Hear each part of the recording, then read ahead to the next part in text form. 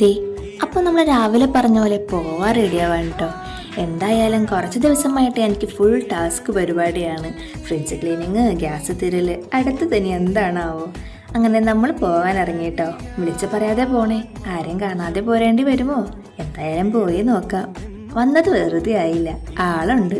പേടിപ്പിക്കാനായിട്ട് calling ബെല്ലടിക്കാൻ നോക്കിയതാ, പാളിപ്പോയി, ബെല്ലുണ്ടായില്ല. വേണ്ട, ഡോറി തട്ടി നോക്കാം.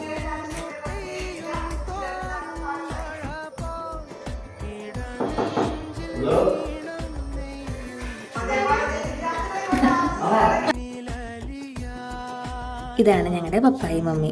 കണ്ടു കഴിഞ്ഞാൽ പിന്നെ കുറേ വിശേഷങ്ങളും കാര്യങ്ങളൊക്കെയാണ് കേട്ടോ പറയാനായിട്ട്. പിന്നെ പുറത്തൊക്കെ ഇറങ്ങി ഒന്ന് വീക്ഷിച്ച് കഴിഞ്ഞപ്പോൾ എനിക്ക് വേണ്ട സാധനം കിട്ടി, ചെടികൾ. പിന്നെ അതൊന്നും എടുക്കാതെ പോരാൻ പറ്റുമോ? ഈ ഒരു ശംഖുപുഷ്പത്തിൻ്റെ വിത്ത് കിട്ടാൻ വേണ്ടിയിട്ടോ രണ്ടാളും ആ ചെടിയിൽ പിടിവലി. കിട്ടില്ല എന്നായപ്പോൾ അതങ്ങ് ഉപേക്ഷിച്ചു.